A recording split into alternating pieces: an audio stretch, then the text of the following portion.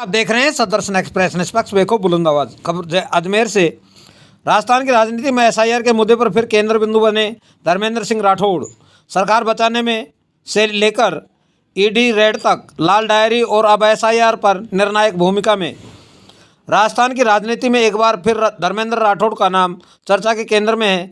SIR को लेकर कांग्रेस की हालिया प्रेस कॉन्फ्रेंस में जिस तरह राठौड़ ने पूरे घटनाक्रम को मोड़ा, उसे महज एक बयान नहीं बल्कि राजस्थान की राजनीति में एक संदेश के तौर पर देखा जा रहा है।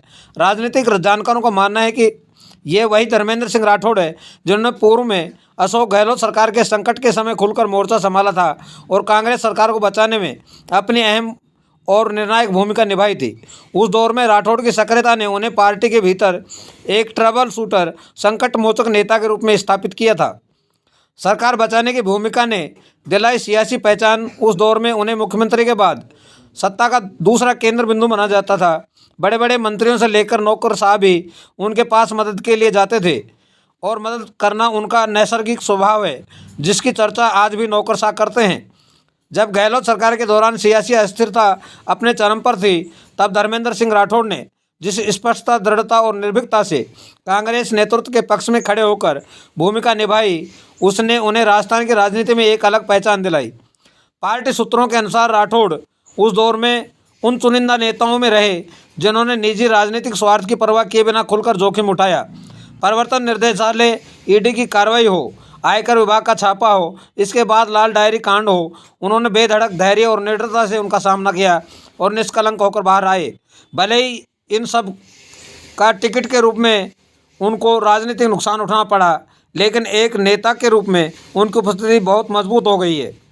विपक्ष का आरोप है कि राठौड़ को डराने और कमज़ोर करने की बार बार कोशिश की गई, लेकिन इसके बावजूद वे सच्चाई और ईमानदारी से डटे रहे, कभी पीछे नहीं हटे। राजस्थान में राजनीतिक विश्लेषकों का कहना है कि ईडी रेड, आयकर विभाग के छापे और लाल डायरी जैसे आरोपों के बाद भी राठौड़ का एक जगह वफादारी के साथ सक्रिय रहना ये संकेत देता है कि वे राजनीतिक दबावों के आदी नहीं बल्कि उनसे टकराने वाले नेता हैं। अब एसआईआर पर सीधी टक्कर। अब एसआईआर के मुद्दे पर राठौड़ की भूमिका को उसी सियासी निरंतरता से जोड़कर देखा जा रहा है। कांग्रेस की प्रेस कॉन्फ्रेंस में भाजपा के बीएलए को मंच को पर बुलाकर बयान दिलवाना विपक्ष के आरोपों को जमीनी प्रमाण देने की रणनीति माना जा रहा है। कांग्रेस का कहना है कि यह कदम केवल प्रशासनिक सवाल उठाने तक सीमित नहीं था, बल्कि यह दिखाने के लिए था कि एसआईआर के नाम पर चल रहे कथित खेल के गवाह खुद सिस्टम के भीतर मौजूद हैं। राजनीति सफ़ेद साफ। राजनीतिक हलकों में यह चर्चा है कि धर्मेंद्र सिंह राठौड़ एक बार फिर यह संकेत दे रहे हैं कि वे कठिन वक्त में आगे आने वाले नेता हैं, सत्ता या एजेंसियों के दबाव में पीछे हटने या डरने वालों में नहीं। यह उनकी ईमानदारी और परिपक्व राजनीति का स्पष्ट प्रमाण है। वो खुद ये कह रहे हैं कि ये जो ऑब्जेक्शन हुए हैं इस पे हस्ताक्षर हमारे नहीं है। हमारे साथ में राजकुमार, राधेश्याम जी दाइमा, राधेश्याम जी बंजारा, ये बूथ नंबर 70 से ये भारतीय जनता पार्टी के बीएलए हैं। सबसे पहले आप इनसे पूछिए कि इन्होंने जो ऑब्जेक्शन किए, इनके साइन से किए, क्या ऑब्जेक्शन इन्होंने पूरे किए, क्या साइन होते थे?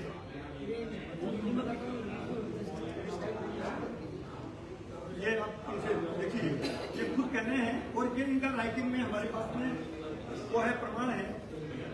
एक बार दोबारा बताइए साहब, ये इनके दस्तखत राधेश्याम जी का, ये राधेश्याम जी कह रहे हैं, ये बीजेपी के क्या कह रहे हैं, मैं राधेश्याम बंजारा, पार्टी बीजेपी, भारत संघ बेहतर, मेरे नाम से जो फॉर्म 7 बीएलओ को उपलब्ध कराए गए उन पे मेरे हस्ताक्षर नहीं हैं। यानी किसी दूसरे ने साइन किए। हिंदी में करता हूँ, इंग्लिश में। सर सबसे पहले अपना पूरा परिचय दे दीजिए और आप बताइए क्या नाम है। मेरा नाम राधेश्याम है।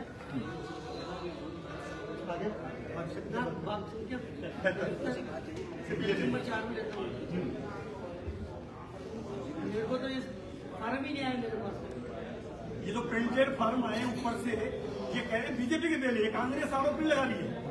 सबसे बड़ी बात है, ये आरोप कांग्रेस पार्टी नहीं लगा रही है, ये खुद चल के आए हैं, आपके सामने सबूत दे दिया। इससे बड़ा सबूत बीजेपी के खिलाफ मोदी सरकार, बदलना सरकार किस ढंग से चुनावों में वोटों की चोरी कर रही है, ये सबूत खुद राधेश्याम जी बंजारा बीजेपी के पीएलए भाग संख्या 72 से चल के खुद आके प्रेस के साथ उन्होंने अपने बयान दिए।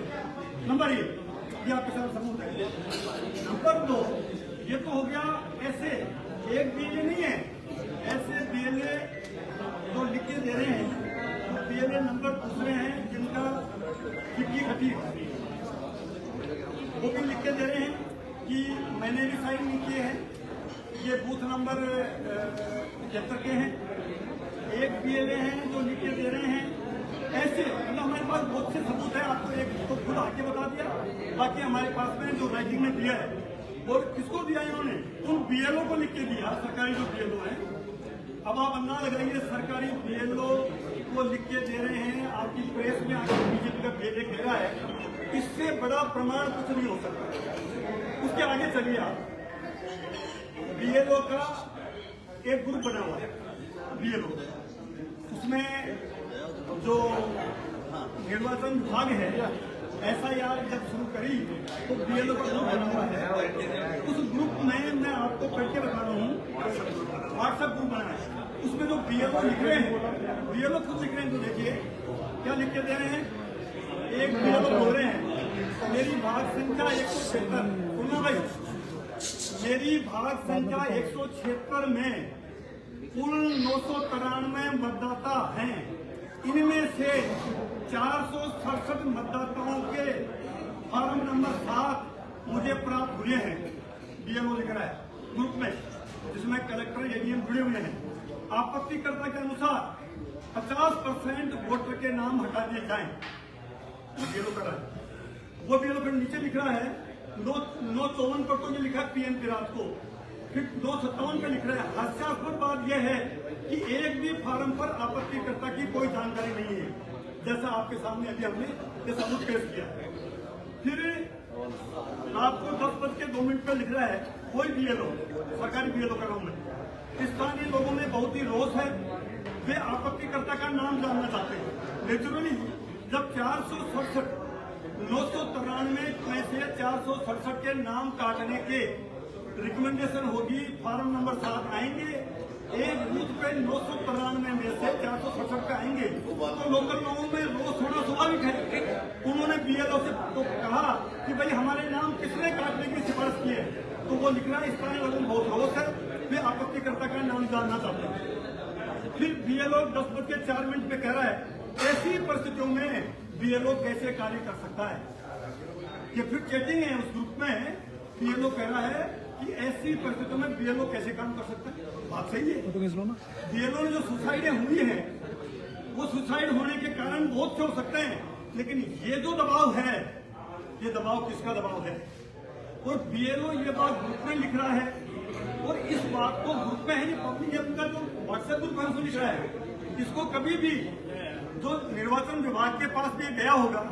अब जो राहुल गांधी जी, कांग्रेस पार्टी आरोप लगा रही है कि निर्वाचन आयोग जो है, भारत का निर्वाचन आयोग, वो बीजेपी का एजेंट बना हुआ है, ये प्रमाणित होता है इस बात से। बीएलओ लिख रहा है ये बात।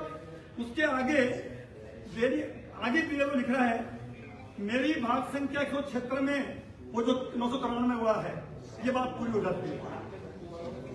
दूसरा बीएलए कह रहा है, बीएलओ 572 यानी भाग संख्या 72 में जिस बीएलए के हस्ताक्षर हुए हैं, फॉर्म 7 कार्यालय से प्राप्त हुए हैं, वो हस्ताक्षर उस बीएलए के नहीं है। ये दूसरा बीएलओ लिख रहा है, जैसा ये बोल के गए अभी बीजेपी के बीएलए, ये लिख रहे हैं कि उस पर बीएलए के साइन नहीं है। उसने क्यों ये बात लिखित में दे दी, किसको दे दी, बीएलओ को लिखित में दे दी कि मैंने ऐसे कोई फॉर्म वेरीफाई नहीं किए हैं और वो हस्ताक्षर भी मेरे नहीं है। अब बताइए, ये लिख रहा है कलेक्टर को, एडीएम को, अब बताइए क्या किया जाना है। मैं कल वो सभी फॉर्म 7 कार्यालय को वापस जमा करा दूंगी, ये महिला है, कर दूंगी, क्योंकि मुझे किसी बीएलए ने ये फॉर्म नहीं दिए, जहां से मिले हैं वही वापस दे दूंगी। समझ गया, ये महिला बीएलओ ये लिख के दे रही है। अब इससे बड़ा प्रमाण क्या हो सकता है आपको, वोट चोरी का, चुनाव आयोग की बेईमानी का, बीजेपी कैसे सत्ता में बन रही है, ये सरकारी बीएलओ करा है। इनको ये लगता था कि जैसे गुजरात में सारे सरकारी कर्मचारी अधिकारी इनकी ताबे आगे हैं, ये राजस्थान है, ये राजस्थान का हर कर्मचारी अधिकारी जानता है कि हमें यहाँ आजादी के आंदोलन में लोग मर मिट गए हैं। यहाँ मोदी सरकार, अमित शाह की सरकार और बदललाल जी की सरकार डरा के किसी सरकारी कर्मचारी को वो अपने नाम या अपना हित नहीं साध सकती है। वो सूली पे चलना पसंद करेंगे, वो ट्रांसफर होना पसंद करेंगे, वो सस्पेंड होना पसंद करेंगे, लेकिन वो लोग ऐसा जो एफआईआर में ये घोटाला कर रहे हैं, धांधली कर रही हैं, वो पसंद नहीं करेंगे। आप देख लीजिए, जिन बीएलओ ने राजस्थान में बैन लगा हुआ है, बैन लगा हुआ है, लेकिन 6 से 7 हजार ट्रांसफर इन्होंने मास्टरों के, टीचर्स के जो निर्वाचन इस प्रक्रिया से जुड़े उनके ट्रांसफर कर दिए हैं। ये हमारे प्रदेश अध्यक्ष जी ने कल वहां दिल्ली में और हमारे सीएलपी लीडर टीकाराम जूली साहब ने ये दिल्ली में प्रेस कॉन्फ्रेंस करके बताई। अब आगे आइए, अब एक बीएलओ लिख रहा है, मेरे पार्ट के बीएलए 1 और बीएलए 2 दोनों बोल रहे हैं कि 7 नंबर भरने वाले का नाम बताओ, हम उससे मकान का पता तो पूछें, फर्जी साइन से भरे हमारे दोनों एक साइन नहीं है। मतलब बीएलओ ने कहा बीएलए 1 से भी बीएलए 2 से भी कि भाई ये तो उन्होंने मना कर दिया। फिर नीचे लिख रहा है हिंदी में, फर्जी तरीके से मतदाताओं के 7 नंबर फार्म भरकर नाम काटने की खबरें आ रही हैं। इन फर्जी लोगों को पकड़ना, क्या करें, ये बीएलओ कर रहा है, इन फर्जी लोगों को पकड़ना अत्यंत आवश्यक है, क्योंकि आगामी चुनाव के समय में नाम काटने के आरोप, सुना ध्यान से, आगामी चुनाव के समय में नाम काटने के आरोप बीएलओ और चुनाव विभाग पर लगाया जाएगा। क्योंकि हाल में एफआईआर हुआ है जिसकी आड़ में फर्जी लोग नाम काटने की कोशिश कर रहे हैं। प्रशासन की तरफ से ऐसे लोगों पर कार्रवाई करना अत्यंत आवश्यक है, अन्यथा चुनाव के समय जिनके नाम कट जाएंगे वे लोग बीएलओ और प्रशासन पे आरोप लगाएंगे। ये व्हाट्सएप चैटिंग ग्रुप में एक बीएलओ लिख रहे हैं कि इनके खिलाफ कार्रवाई होनी चाहिए, एफआईआर होनी चाहिए। हमारे प्रदेश अध्यक्ष ने बोल दिया, अजमेर में हमने कलेक्टर को ज्ञापन दे दिया और ये कहा है, और पिछले दिनों अलग अलग समूह में अजमेर शहर के, अजमेर देहात के लोगों ने, माइनॉरिटी के लोग, दलित लोगों ने मिलकर कलेक्टर से ये मांग करी है कि उनके खिलाफ एफआईआर दर्ज होनी चाहिए। बहुत खेद के साथ बताना पड़ रहा है, अभी तक निर्वाचन विभाग ने, निर्वाचन आयोग ने किसी भी एक के खिलाफ कोई एफआईआर दर्ज नहीं कराई है, जो होनी चाहिए थी। इतना बड़ा गड़बड़ी है, जब बीएलए मना कर रहा है मेरे साइन नहीं है, बीएलओ कह रहा है साइन कि ये फर्जी हो रहे हैं, तो फिर जब बीएलओ को चुनाव आयोग जो है उसी का हिस्सा है, वो आरोप लगा रहा है, वो बुक में लिख रहा है कि साहब इनके खिलाफ जांच होनी चाहिए, अभी तक कुछ नहीं हुआ। तो ये बहुत ही, यानी वोट चोरी का ये सबूत इससे बड़ा नहीं हो सकता है। उसके आगे देखिए, ये जो हमारे साथ आए हैं इनके लिए क्या डॉक्यूमेंट्स वेरीफाई करना है, लेना है, ये दूसरा बीएलए लिख रहा है। बीएलए 7 नंबर फाइल, मतलब सारे जो मैसेज हैं ये एक एक करके हम आपको देंगे, फोटोकॉपी आपको उपलब्ध कराएंगे। अब आप एक देखिए, एक बीएलओ जो लिख रहा है, ये देखिए आप आराम से देखिए।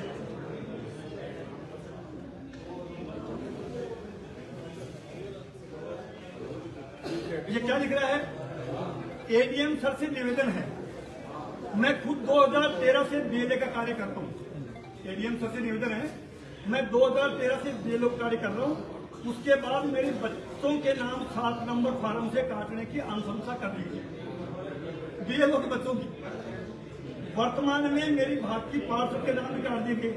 ये पार्षद बैठे हैं आपके सामने, सिटिंग पार्षद है कांग्रेस पार्टी की, इनका नाम काटने का अनुशंसा कर दी। ये लिख रहे हैं, स्वीकार हो रहा है, बीएलओ कह रहा है।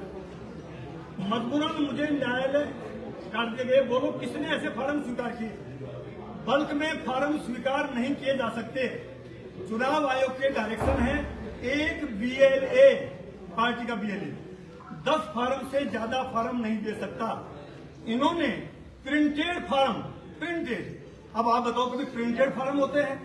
प्रिंटेड फॉर्म बल्क में एक बीएलए को 467 का नमूना आपको बताई दिया, किसी को 100, किसी को 200, किसी को 500 ये फॉर्म दे रहे हैं। ये फॉर्म देना भी कानूनी तौर पे चुनाव आयोग के निर्देशों की धज्जियां उड़ रही है, नहीं दे सकते। ये इसमें आपका आ गया कि भाई बोलो किसने फॉर्म स्वीकार किए, मतलब जिसने फॉर्म स्वीकार किए वो भी दोषी है। मजबूरन मुझे न्यायालय की शरण में जाना पड़ेगा, या जिसने ये फॉर्म स्वीकार है ये वो बताएं किस आधार पर स्वीकार किया। ये हम नहीं कर रहे हैं, कांग्रेस पार्टी नहीं करी है, ये बीएलओ जो चुनाव आयोग का हिस्सा वो कर रहा है। उनके खिलाफ कार्रवाई करें, पार्टी को निर्वाचन आयोग ही करेगा। ठीक है, मुझे तो आश्चर्य हो रहा है कि एक बीएलओ क्या करेगा। मुझे आश्चर्य हो रहा है एक बीएलओ किसी का नाम काटता है तो नोटिस तस्वीर की फोटो 2 व्यक्तियों के साइन देने पड़ते हैं और साथ में कटवाने वाले की पूरी जानकारी ली जाती है। तो किसके कहने पर इतने फॉर्म निर्वाचन आयोग ने स्वीकार किए? और सर मैं बीएलओ ने रात दिन मेहनत करी, उसका नतीजा ये हुआ कि जिसने फॉर्म स्वीकार किया उनके खिलाफ कार्रवाई की जाए। ये भी आपका सरकारी बीएलओ को लिख के दे रहा है। उसके आगे फिर ये बीएलओ उसी ग्रुप की मैं बता रहा हूँ बात। फॉर्म नंबर 7 बहुत ही दुर्भावना के साथ भरवाए गए हैं, दुर्भावना के साथ भरवाए, ये बीएलओ करा है। और अंधाधुंध तरीके से भरे गए हैं। इसका मकसद केवल प्रशासन को, बीएलओ को और समूची व्यवस्था को परेशान करना मात्र है। मतलब ये लिख रहा है मैं हमको परेशान करने का ये इरादे से इतना बड़े बल्क में फॉर्म दिए गए।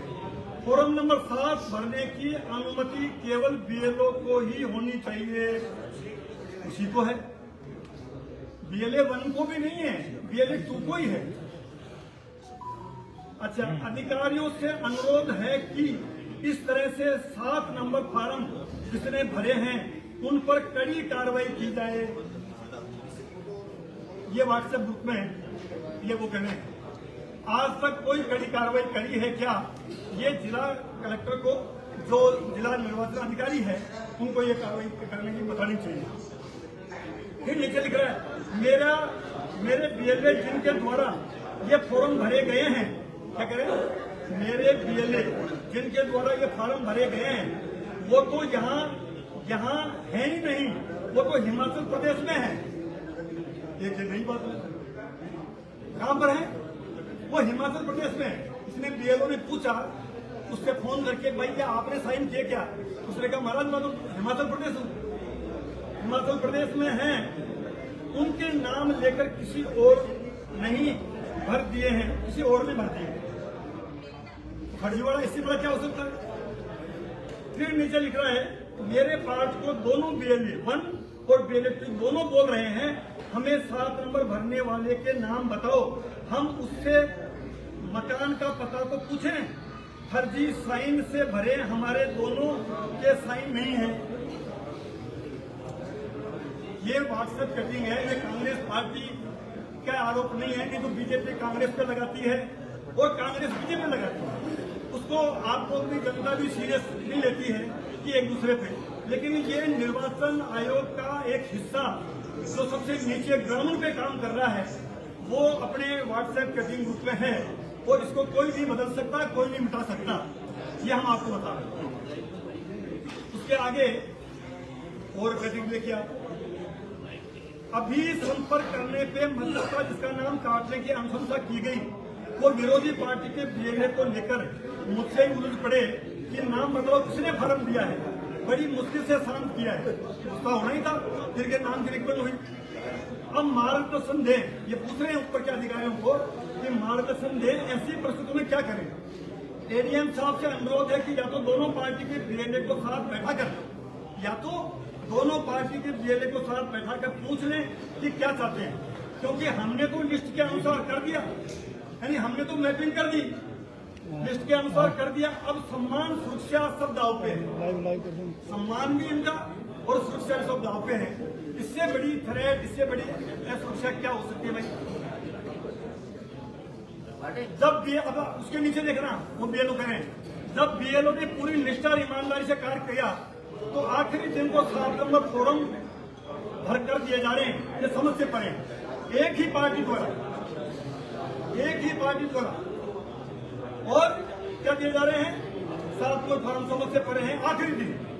इसका मतलब है हमारे प्रदेश कांग्रेस कमेटी के अध्यक्ष डोटासरा जी ने जो प्रेस कॉन्फ्रेंस जयपुर में करी, उन्होंने कहा कि गृह मंत्री अमित शाह जी जब जयपुर जोधपुर के दौरे पे आए वो सीएमओ में 3 घंटे मीटिंग ली और मीटिंग लेके और पेन ड्राइव सीएमआर से एक पेन ड्राइव आया और वो पेन ड्राइव हर उस विधानसभा में जहां दलित माइनॉरिटी के लोग, कांग्रेस के वोट, जो राजीव गांधी युवा मित्र पे काम करने वाले लोग, जो कांग्रेस विचारधारा के लोग, उनका स्पेशल डाटा दिया। ये कहा गया आनंद फानंद में कि इनके नाम हटाओ। तो ये जो आरोप लगा रहे हैं, ये आरोप खाली प्रदेश अध्यक्ष जी या हमारे नेता प्रतिपक्ष टीकाराम जी चुनली या हमारे पूर्व मुख्यमंत्री अशोक गहलोत जी या डॉक्टर राजकुमार जयपाल, धर्मेंद्र राठौड़ी नहीं, ये जो सरकारी मशीनरी है, जो सबसे अहम हिस्सा है, वो अपने ग्रुप पे लिख रहे हैं और उस पर अभी तक कोई कार्रवाई नहीं हुई। इससे प्रमाणित होता है कि मोदी सरकार, भजनलाल सरकार वोट चोरी कर रही है, जो हमारे महबूब नेता राहुल गांधी जी बार बार कह रहे हैं। ये प्रमाणित हो गया है क्योंकि राजस्थान में अब ये पंचायत चुनाव को टाल रहे हैं, नगर निगम चुनाव को टाल रहे हैं, संविधान की धज्जियां उड़ा रहे हैं। 1 साल से ज्यादा पंचायत चुनाव को हो गया है और उस चुनावों से बचने के लिए ये सब चुनाव कैसे जीते, उस हथकंडे के तहत ये पूरी प्रक्रिया अपनाई गई है। ये आपके ध्यान में हम लाना चाहते हैं। इसके अलावा एक बीएलओ दिख रहे हैं, वो देखिए आप, मेरी ऐसे मामलों में सघन जांच होना आवश्यक है। बीएलओ दिख रहे हैं, ऐसे मामलों में सघन जांच होना आवश्यक है। ये सारी सूचनाएं हमने आपको बीएलओ की दे दी और ये पार्टी के बीएलए तो एक आगे बता दिया और ये 3 बीएलए हमारे पास राइटिंग में आ गए और भी 10-15 बीएलए जो मेरे से मुझसे बात करी। हमने जब मुझसे बात करी, भाई सही बताओ, अपन सब एक दूसरे के एक ऐसे लोग हैं, तो उन्होंने कहा साहब हमारे को पता ही नहीं। अब आप सोचिए ये फार्म किस तरह के आए हैं, प्रिंटेड होते ना भाई।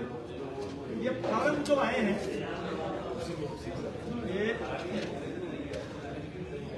ये ऐसे बल्क में फार्म जमा कराया और ये देखिए आप, ये ऐसे दिए भर के, ये नाम भर के दे दिए, ये लिस्ट दे दी, ये फार्म ऐसे प्रिंटेड फार्म है। ये आप देखिए कभी भी 10 फार्म और ये ऐसे जो भी आपने देखे 400 एक साथ। आप देखिए इसमें साइन देखिए, कोई मोबाइल नंबर नहीं, कोई पूरा फोटो नहीं, कैसे पहचान सकते हो कि ये साइन बीएलए के हैं किसी के। ऐसे प्रिंटेड फार्म से एक विधानसभा में 10,000, 15,000, 30,000, 25,000, 30,000 तक हमारे नेता प्रतिपक्ष टीकाराम जी जूली कह रहे हैं कि 28,000 मांगे। हमारे अजमेर उत्तर में करीब 20,000 से ज्यादा ऐसे ऑब्जेक्शन आए। अजमेर दक्षिण में भी ऐसे 15-20,000 यहाँ आए हैं। तो आप अंदाजा लगाओ पूरे राजस्थान में कितना ये घोर धंधा हो रहा है। ये प्रिंटेड फार्म है।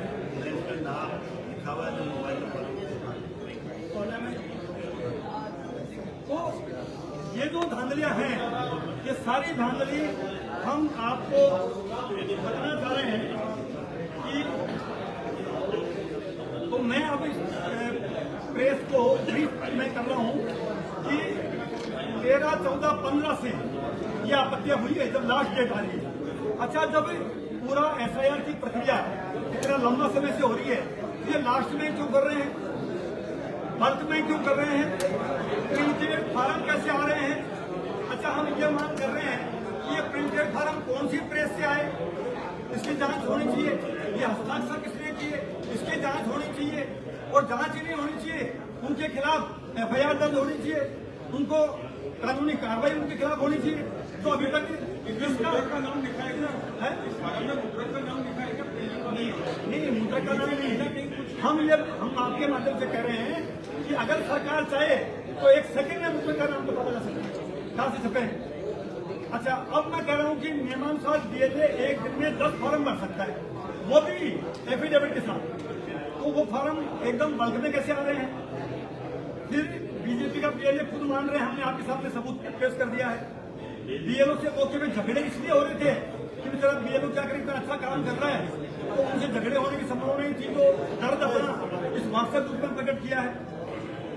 तो टोटल मिलाकर हम आपके माध्यम से मांग कर रहे हैं जिला निर्वाचन अधिकारी से, प्रदेश के जो चुनाव आयुक्त से और भारत के निर्वाचन आयोग से कि हमारी इन सब बातों के आधार पे तत्काल एफआईआर दर्ज हो, और अगर ये एफआईआर दर्ज नहीं कराते हैं, हम आपके माध्यम से टाइम दे रहे हैं 1-2 दिन में, अगर वो एफआईआर दर्ज नहीं कराएं तो मजबूरन होकर हमें न्यायालय के माध्यम से हम इस्तगासा के जरिए हम एफआईआर दर्ज करवाने की कार्रवाई प्रारंभ करें। ये हम आपके माध्यम से करें। अब आप सोचिए, राजस्थान में एसआईआर की प्रक्रिया के बाद जो ड्राफ्ट लिस्ट जारी हुई उसमें 45 लाख लोगों एब्सेंट शिफ्टेड डेथ पाए गए, वो अलग है। इसके अलावा अच्छा 3 जनवरी तक कोई अफरा तफरी नहीं थी, सारा सिस्टम सही काम कर रहा था। बीएल संतोष जी आए जयपुर और उनके बाद भी ये कार्रवाई हुई। अमित शाह जी जब जयपुर आए उसके बाद भी आनंद फॉर्म में कार्रवाई हुई है। हमने पहले आशंका जताई थी कि बीजेपी और चुनाव आयोग मिलकर कांग्रेस की विचारधारा के लोगों का नाम काटने के लिए डेट को आगे बढ़ाएंगे। ये हमारे प्रदेश अध्यक्ष ने कहा था पहले कि डेट को आगे बढ़ाएंगे। अब 15 जनवरी जब लास्ट डेट थी तो इनको पूछो किसने डिमांड करी, भाई 15 जनवरी से आपने दूसरी फरवरी करी? भाई डिमांड विपक्ष ने की हो, पक्ष ने की हो, अधिकारियों ने की हो, बीएलओ ने की हो, एआरओ ने की हो, इसीलिए करी कि डेट क्यों बढ़ाई? इसकी वजह बताएंगे। हर विधानसभा में ऐसे फर्जी कंप्यूटराइज फॉर्म 10,000, 15,000, 20,000 प्रिंटेड भराए। हम कह रहे हैं कि उसके आपको बताया जाए कि प्रेस की जांच कराई जाए और साइन करने वालों की जांच कराई जाए। इस ढंग से ये सारी बातें हमने आपको बता दी है।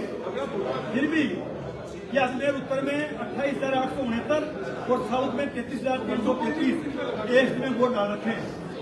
ठीक है, तो ये जो ईस्ट में डाल रखे हैं इसकी भी वो आराम से जांच करें, हम सहयोग करने में तैयार है। हमारी पार्टी का डीएलए इस बार पूरा मुस्तैद था।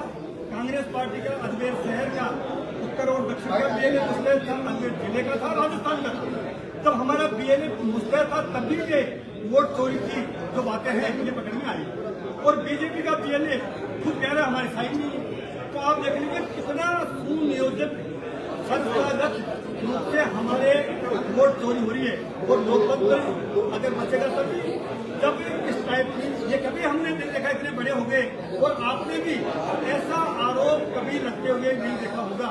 सरकारें आई है